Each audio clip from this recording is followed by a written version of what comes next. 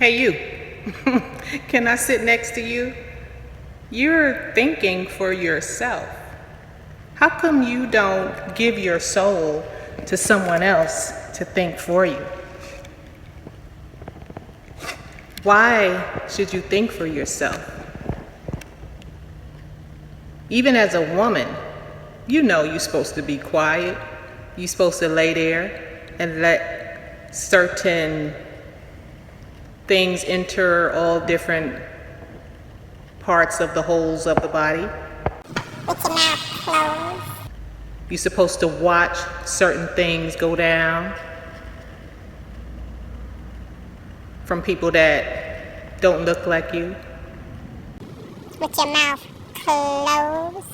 Don't you know how certain books have been tampered with and we can use that to our narrative? I'm just sharing as I am learning and trying to understand outsourcing your soul. When you outsource your mind, your body, your soul to others to feel good, to get clarification, when in reality, it's all right there within.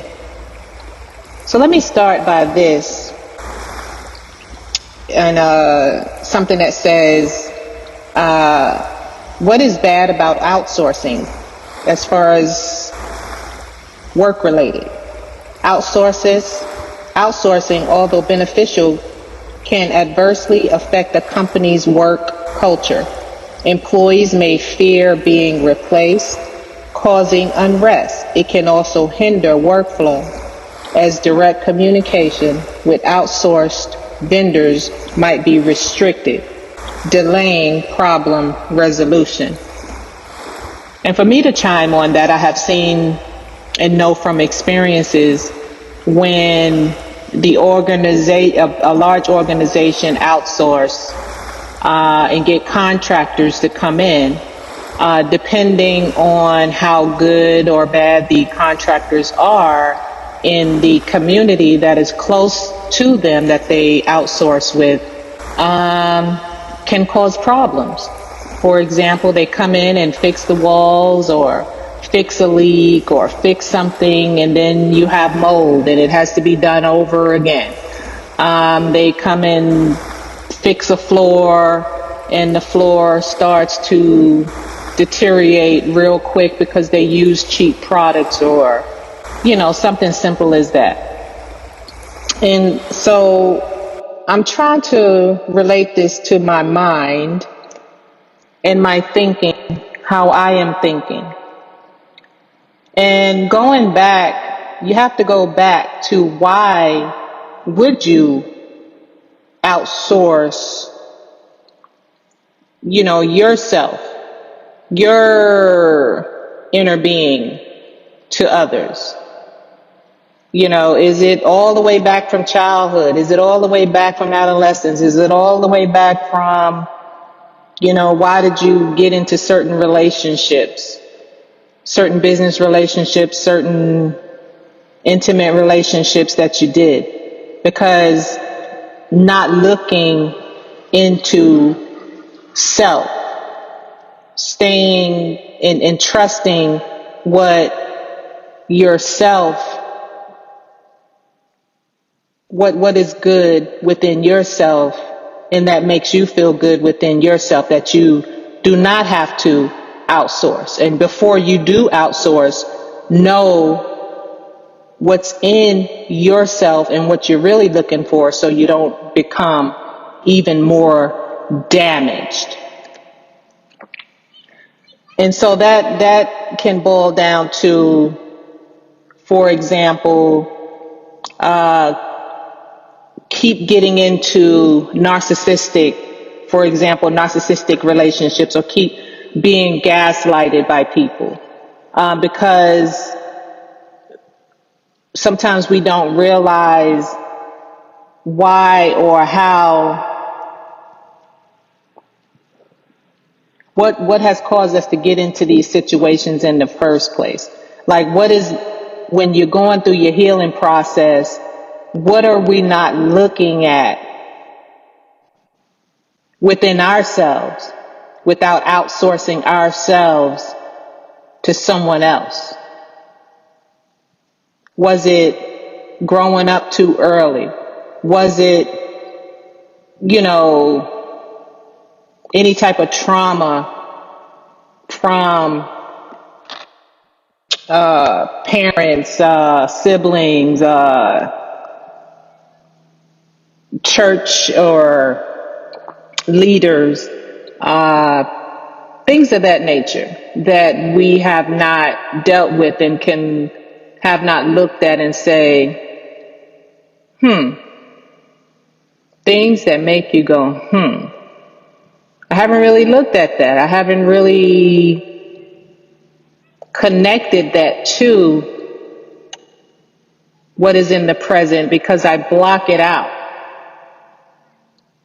But actually, I don't need to go to anyone else and outsource my mind and my body and my thoughts to someone else because it's within me. That's just what I'm looking at and thinking about today. I've been waiting for this. It's such a beautiful day. Beautiful day in the neighborhood. So anyway, to finish that off, I'm thinking for now, as I learn and I'm sharing, that as long as I am not hurting myself or hurting others, as long as I'm not trying to end my life or end another person's life, it's okay for me to think for myself. And to go a little bit deeper into this after something that has brought this attention to me today, and as I look back and I say, why am I attracted to certain people? For them to want to be in a relationship, whether it's an intimate relationship, business relationship, a close co-worker relationship. Why am I attracted to them? Is it because they have, I'm gonna say something silly, but it means something. Like, say for example, for me, if I had shoes that I wore as a child with a hole in them. I used to have these Blockbuster shoes and my feet would get big quick. I'm tall, got big feet. And all I remember is the hole at the top of those shoes with a big toe. Crazy, but it's for real. Where the big toe would come out and I would get laughed at in school because I had on shoes with a hole in it. And so as I get older, I'm gravitated towards those that have pretty shoes on and all types of name brand shoes, which they call, I'm authentic because I got Coach shoes, I got Jordan shoes, and you don't. So I'm attracted to them. And I want them to show me how they got that. And then I find out those are not the type of people that I really want to deal with when I get to know them, right? Another example could be growing up. For me, I grew up in the ghetto. And I started out young as 13 years old, taking care of others that were younger than me. And so I didn't really have that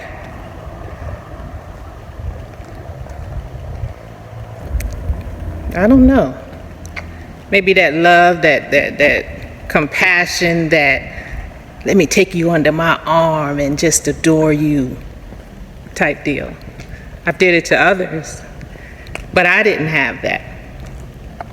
And so maybe as I get older, I'm drawn to people that find my weaknesses and offer those things, and then I'm like, this is not the type of person I really want to be around, right? Or growing up in New York, where, you know, they are flooded with where I was in the ghetto with rats and roaches, and wondering where the next meal was coming from. So as I get older, I'm like,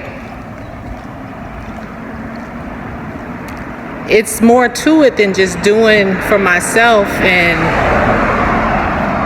listening to what others say as far as go to school, get a job,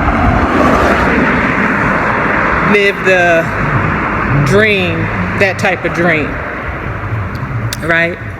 And then you find people that offer you more. Hey, you, I can take care of you. I can give you everything you need. You'll never want for nothing. Come on, let's move here, let's move there. Let's do this, let's do that. And you're like, yeah, you know, that's what I've been looking for, because I don't want to go back to where I came from. Then you get involved with that person and it's like, something ain't right. You have a lot of good memories. You have a lot of great feelings. But overall, everything comes to an end when it's really not a lifetime for you. You just stay because you've given your soul to others to think for you and say, you better stay. Regardless if it's a family relationship, an intimate relationship, a business relationship, a work relationship, you better stay. Don't you dare leave. But that is not my soul, my mind, my thoughts. And what makes Emily happy and feel good within. Now, it's okay to outsource and get the tools from those that have the knowledge, skills, and abilities. But learning to know yourself and what you really need and from whom can help provide that for you, I think is a great big start. That's it.